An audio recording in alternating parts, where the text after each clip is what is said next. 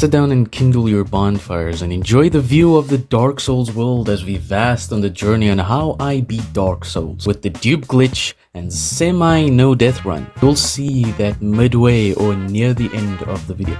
I started off making the handsome man known as Ryan Reynolds, droopy nose. Having the face of a celebrity, the hair of a zombie killer, and the crotch of a Dark Souls veteran. I proceeded to choose the class of Thief because this class comes with the Master Key, and along with some black bombs so I can beat some asylum cheeks that would make all ass in the world look amateur compared to what this hunk of ass has in store. And guess what? There's not just one, but 3 variants of this idiot? Can you believe it? Anyways, enough of the Dark Souls bakery, skipping cutscenes because veterans seen the story too much. Hey, if you want lore, go watch Prepare to Cry by Vati Vidya. I proceeded to fight the tutorial boss by cheesing him with black bombs with 4 to spare. When you defeat him on the first try, you get that hammer for free. Can you believe it? I got the Estes keys to the gate at the bottom of the stairs and to the big door. The big motherbird decided to be my ride to Firelink Shrine. As I got there, I decided to loot a helpless corpse of firebombs and proceeded to Undead Burg. I got hit by the local crackheads that threw fire in my face when I rejected to give him a blunt, whatever that means. Anyways, halfway in the rat tunnel, I had the broken sword in my hand instead of the bandit knife that I forgot I even picked up. I managed to pass by the friendly soldiers that hated me because of my skin tone. Interesting. My skin tone was probably weird to them or whatever. I got to the Undead Burg bonfire and realized, oh, what's this? The bandit knife? Oh, how did this get here? Anyways, I was thinking the bandit knife could be good until I remembered a very handsome hollowed man that could take your wife with a simple hey with a 5 countable toothed smile. I said hello with my average sized knife into his back and proceeded to take his longer sized weapon, understanding the power of length. Best thing about the Thief class is that the DEX checks out for the katana, but not strength. But regardless, the katana was nice to tell me that I can use 2 hands instead of 1. Luckily, I had the souls in my bank account to up my strength, to hold it with 1 hand if I choose to. You know, to parry if I desire. I got to a room that has black bombs inside that put my total to 9 black bombs. Moving forward towards the hairy stud himself, Taurus Demon asked me to shave his crotch area to make it look bigger. So I came up with the new solution of shaving. Crotch o' flame, throwing exactly 5 that was in the chest that I opened earlier. 5 to having 4 black bombs again, almost like the amount given was what you needed to kill the boss. Shit! I accidentally wasted one and went on with my day. There were a few hollowed soldiers on the bridge that were obstructing my path, and so I decided to summon Donkey's wife to take care of them while I spoke to my husband Solaire. He gazed upon the sun before politely offering to be there for me for the rest of the journey. I accepted and walked off, love-struck, wondering when I'm gonna see him again. I went down the bridge and to the stairs on the right side midway. It led me down to Undead Burg's bonfire. And I took that chance to level up some of strength by a bit. And went back up to the bridge to have Donkey's wife come down so I can say hi and then go past to unlock the gate. She wrecked my shit. No. Anyways, after I unlocked the gate, ran past some more of the friendly soldiers that shouted, "Catch that different skin tone." But they had a word for it. I just made it more family friendly. Wait, no. I just spoke about Dark Souls Bakery a few minutes ago. That actual word that they called me was I made my way to the sweaty hunk of old glory, Andre the blacksmith. And so here, we begin with the dupe glitch. You can search it up on YouTube. I decided to do it a few times and up my level to a good old average 48, where I put my dexterity up to a nice 40. This level won't stay the same for now. After some leveling, I remembered that there was a large soul next to the gate when you enter the Valley of the Drakes. via the new Londo Ruin shortcut, which uses the master key that comes with the build itself. After doing the glitch again, after getting the large soul and leveling up to 85, where my DEX sat at 50 and where my vitality along with my endurance sat at 28. I know, I don't last long. I decided to make my way to Lautrec's cell and free him so I can get a ring from him later. Proceeded to summon my husband's lair so I can fight the married couple called the Bell Gargoyles. I decided to take care of the man of the roof before taking out the wife. When she saw her husband was getting cooked by Solaire and she came down to try and rescue him, but then she failed. What a tragedy. After defeating the two bosses, I went up and rang the bell to wake the large men of Sen's fortress, but they didn't wake up, so I decided to target the next bell, deep underground, where they can feel the vibrations of the bell rather than hear it. I homewarded back to Hunk of Old Glory to make my way back to Filing Shrine via the shortcut to go and pay our good old friend Lautrec a good old visit. I arrived and gently pushed him over the edge to fly high, because I believe that's the freedom he truly needed after the cell. And I went all the way back to Hunk of Old Glory to do the glitch and upgrade to a beautiful 116, where my endurance boost went up to a nice 40, along with the vitality. I can finally last longer. Greatest achievement in my life. Oh boy, strap in, because the next boss is more Dark Souls Bakery. Because I went back to the starting area to fall into a large basement where I came face to ass with the Stray Demon. Oh lord. The second variation of the Asylum Demon. The bleeding buff of the katana came in clutch for this fight, because I fought that boss first try barely breaking a sweat. Before you ask, you're probably wondering, why I even came here? Is to get the Titanite slab so I can further my katana's strength. I went to the Filing Shrine so I can do the Lower Undead Berg skip.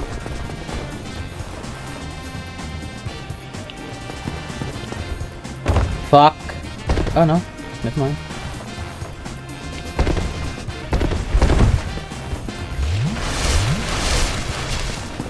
Risk it for the biscuit. Christ, Christ, Christ, Christ, Christ. I wanna open the shortcut quickly. I sat at the Filing Shrine bonfire and went back to Lower Undead Berg to go and fight the Capri Demon. And I'm not gonna lie to you, but this fight was a breeze.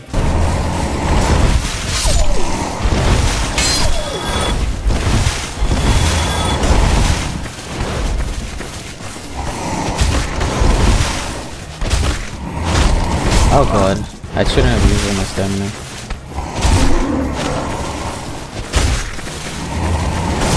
What the fuck? Let me ball up some stamina. And he's done for. I said fairly easy. Obviously that looked like good, but trust me, when I tried it on my first attempt at doing a Dex build, I sucked at it, but literally the run that I did before this and saw that I could do that maneuver, I was so shocked that I even thought about doing that specifically.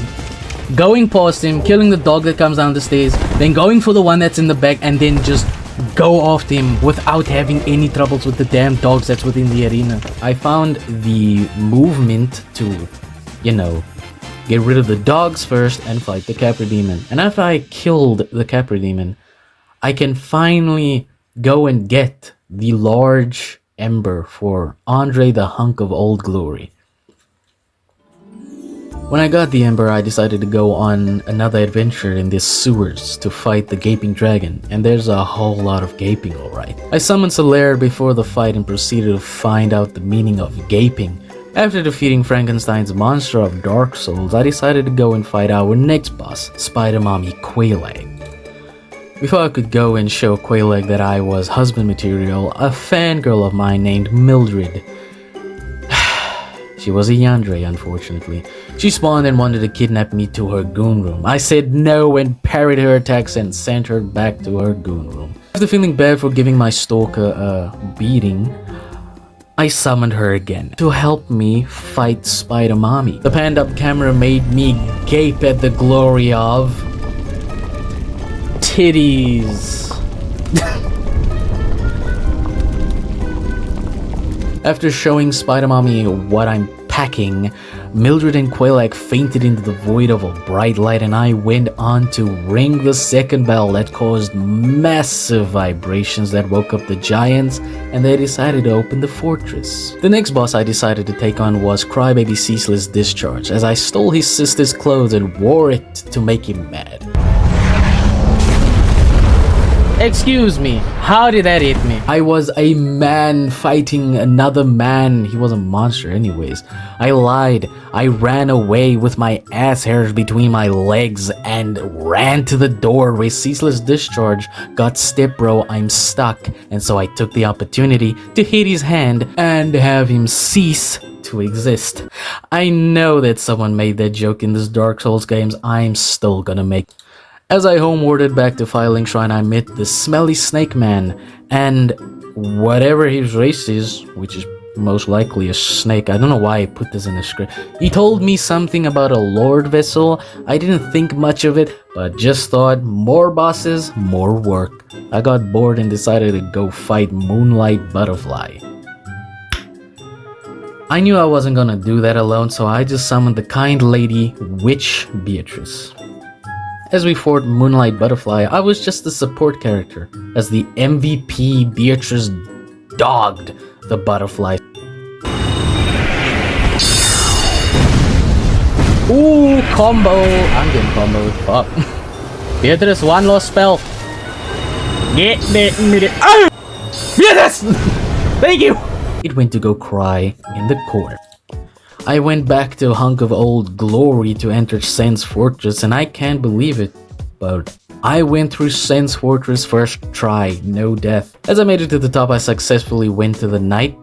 Shit! I successfully went to the night by the bridge to buy the Katarina helmet and pants, peep the fit of this onion samurai. I proceeded to go further up the fortress to get rid of the noisy neighbor that throws bombs around like it's a Christmas party. After silencing the room upstairs, I summoned Iron Tarkus to fight with me against Iron Golem. Not the Minecraft Iron Golem, this one is better. We took on Iron Golem no problem until when Iron Golem fell, a few hairless bats decided to visit and take me to Anne Orlando because they running out of tourists there to look at the beautiful city or whatever. I went on to take care of the guys that were playing monkey on the beacons by the ceiling and proceeded to lower the bridge that leads to the main building.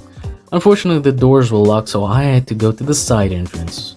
Believe it or not, I made it to the side entrance without dying because most Dark Souls players find this place to be hell. I saw my husband Solaire again in the room, and so I said hi. I didn't make out with him unfortunately because there was no button, and proceeded to be confident enough to take on Ornstein and Smoke. And oh boy, they were real pieces of garbage. Regardless, I beat them on my first try, no problem, with the help of my beautiful husband Solaire. Dodge.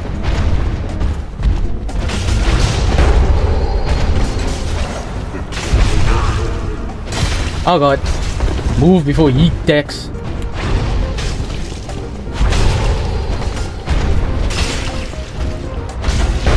How are you alive? Yo, die.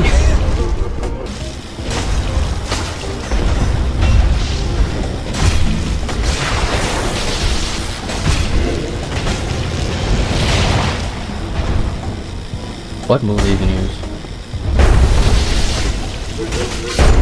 Thank you, Soleil. Your help was very much appreciated. This was the last time we ever see this handsome man. I proceeded to the upper floor and oh my god, look at those bonkers. I mean, thank you, Guinevere. I will take this Lord Vessel and proceed with my journey. After getting the Lord Vessel and having the Snake Man framed, eat me whole and spit me back out at the bottom of Filing Shrine to place the Lord Vessel on some nest looking place? Whatever. And went back up to Filing Shrine. Now it was time to take on the Lords and get the Lord Souls. The first one I went after was Gravelord Nito, and getting to him was a pain in the ass, but regardless I didn't die. The catacombs is not for the weak.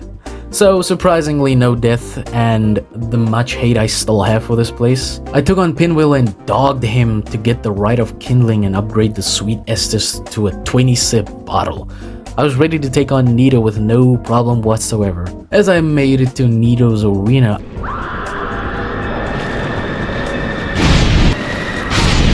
I was stabbed in the ass with his blade 3 times just to lock in and beat his bony ass and win the fight using only humanity as my healing because I ran out of Estus. After defeating Nito, I was aiming to fight the 4 kings next, and to get there I had to kill Sif. So I killed the poor wolf Sif just to get a damn ring to walk in the abyss and fight the 4 kings. Why, Miyazaki? Why? After fighting the poor dog and getting the ring, I proceeded with my plan to go and kill the 4 kings with ease. After killing the 4 kings, not to let Sif's death go in vain, I proceeded to go and take on the Bed of Chaos. Boy, I do hate this boss. Before I could go to the place where I had to be, I came across Beatrice's clothes and genuinely felt very sad about her death, and proceeded to clear my mind like a kind lady that witch Beatrice would die in the Valley of the Drakes. As I made it to the demon ruins, I came face to face with Dark Spirit Knight Kirk and took him down, and this won't be the last time we ever see him. Going on, we fight the third and final variant of the Asylum Demon, known as the Fire Sage. There's so much ass in this game that you would want to play this game again just to stare some demonic ass that could feed a village. Anyways, as this was the last we ever see the gigantic demon ass, the Fire Sage went down no problem. But the next boss was kind of difficult, but not that difficult for me, especially. Yeah, I'm confident. What are you gonna do about it? We came face to face with the Centipede Demon, a monster that makes Ceaseless Discharge look built correctly. I still won, because I am that guy. After defeating the Centipede Demon and getting the charred ring, I had to sit through the ear rape of my feet burning on the lava bed. Luckily, this was the only time I heard this bad sound as I make it towards the door of the Bed of the Chaos. Before I could go there and destroy some tree ass, whatever the hell she's made of, there was an NPC that wore Ceaseless Discharge's sister's clothes, and so I took her down.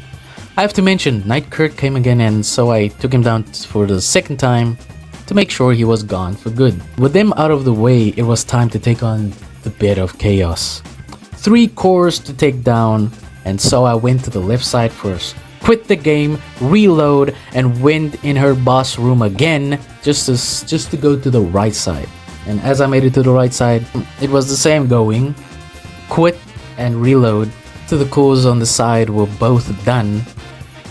It was time to slip between the bush of twigs under her and kill the fly that was Izalith or whatever. First try Bed of Chaos. How many people can tell you that they first try her without the bow and bomb cheese? Anyways, it was time to take on the Last Lord to get the Last Lord's soul. Going through the Duke's archives, this run was so perfect until 2 Crystal Hollows decided to bend me over and spank my ass in the corner and count me my very first death.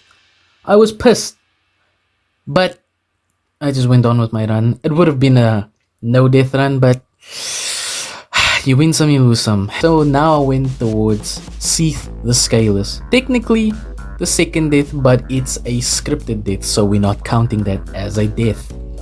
After waking up in a cell, anyways, enough of that, I proceeded through the Duke's archives to reach the final Lord Soul. That being Seath the Scaleless. After I took care of the clam junkies, I entered the arena where I fought Seath the Scaleless in all its glory. I avoided the crystal spike it summoned. Do not get cursed, because that will be very bad. And eventually I killed that loser and went back to filing shrine to set the Lord souls in the Lord vessel to finally open the gates to the kiln of the first flame. And boy oh boy was I happy to get done with this run, because I was disappointed that I was about to do a no death run just to Die by a stupid crystal individual. Sorry about that. I had a piece of popcorn stuck in my throat. Anyways, it was time to fight Gwyn, Lord of Cinder. I'm not gonna commentate on this one, so enjoy the last boss fight of Dark Souls.